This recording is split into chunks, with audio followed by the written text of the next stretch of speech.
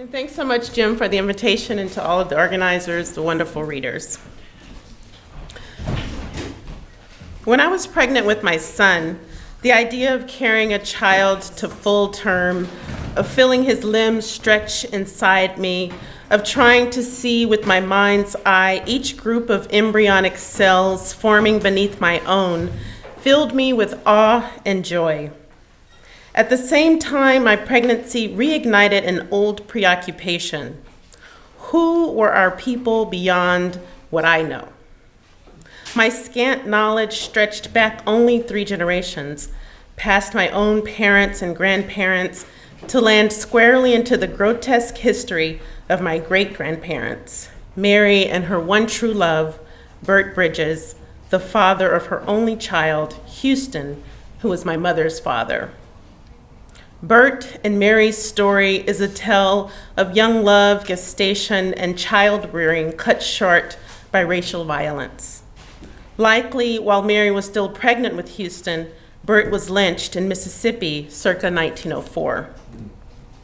Tasked with raising the lynched man's child, the young Mary was married off to a distant cousin, and they migrated to Louisiana, which is where our family history seems to begin, since many in our family do not know about Bert Bridges.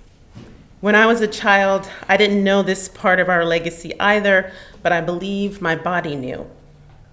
A childhood memory comes to me. A white boy is writing his name, Lloyd, and mine on a blackboard, drawing a line between us. The chalk squeaks and strains against the board as the boy creates another long vertical line, his hangman's pole, and a series of sharp blank lines beneath it. He turns to me with a sneer and the most difficult phrase he can fathom locked in his head, a head covered with silvery blonde hair, a lightning rod of tricks and ideas. We are in 2nd grade, and every year we stand next to each other when it's time to line up in alphabetical order. A veil of camaraderie has emerged from this mesh-up, but we are not really friends. I sit in the middle of the middle row, surrounded by vacant desks, praying my brain will fill in all the blanks of this boy's person, place, or thing. I glance out the window, where the rest of our classmates are running and squealing with delight, their faces glowing with sweat. Why have I chosen to spend my recess in a cold, quiet classroom filled with the grin stretching across Lloyd's face and the anxiety over losing, pinching at my chest? R. My voice, sweaty and desperate, I call out this letter first because it is a staple ingredient of most words, but there is no R and there's not even a T. None of the usual standbys apply. Letter by letter, the boy hangs my errors, drawing in the body parts of the little stick person, head first, then neck, then right arm. If he were just a teeny bit nice, he'd give me facial features and fingers.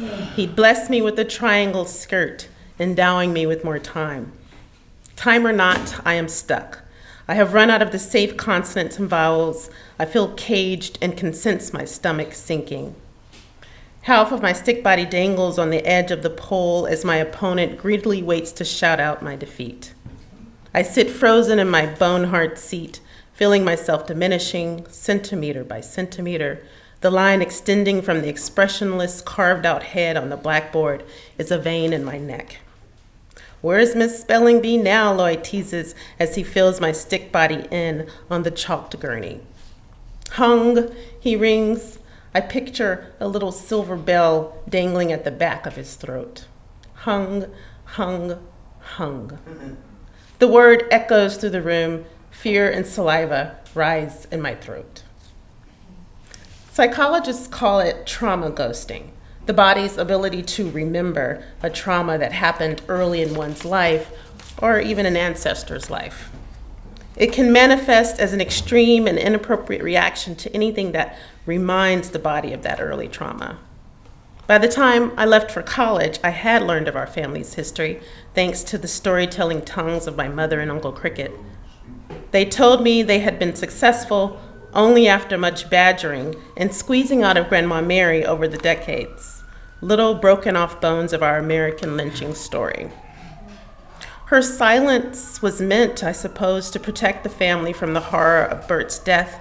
She had moved on so that Bert's descendants could have a clean slate, not be bogged down in hatred and resentment. Her silence must have protected her, too, from such burdens. What she eventually released were crumbs that opened up our hunger, droplets that let us know we were thirsty. His name was Bert Bridges, she said to Houston when he was a boy, begging her to tell him who his real daddy was, usually after a brutal beating from his stepfather. When my mother was a girl, pressing her grandmother to tell her something, anything about her father's biological father, Grandma Mary would become vexed. But once, after my mother grew to be a young woman, a smile kissed Grandma Mary's lips, and she looked at her granddaughter with girlish, secretive eyes. He was some good looking. I tell you, he was one fine man, she said. Then her eyes and mood darkened. Her lips turned down. Fresh milk turned sour. Them white folk hated my Bert, she said. They called him a uppity nigger, and they hanged him. Over the years, I have tried to conjure up some semblance of that story, the Bert Bridges story.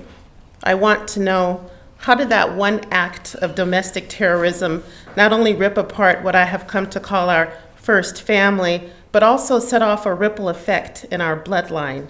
How did it impact family physically, mentally, spiritually, and economically through generations?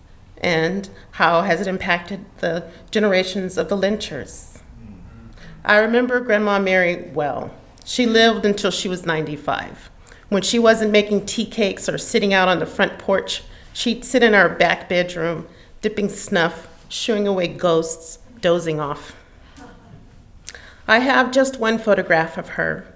The image is slightly fuzzy, but her face is brazen and alive as she looks dead on at the camera.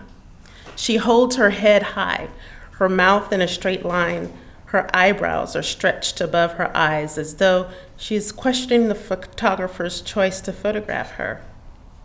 Rather than forbidding the act, her expression seems to ask, "Are you sure you want to capture this?" Today, at 12 years old, my son, Solomon, little California boy, born miles and ages away from his ancestors' past, knows about his great-great-grandmother Mary, and he knows what I know about Bert Bridges. He knows because it is the only way I can explain why we have a white supremacist in the White House, and why Trayvon Martin, and Sandra Bland, and Philando Castile, and Michael Brown, and. Generation Z, are we the last generation, he asks, curious, anxious. No, sweetie, I say, running my hand over his cheek. How do you know? Because, I say, because you can't be. You just can't. It can't end like this.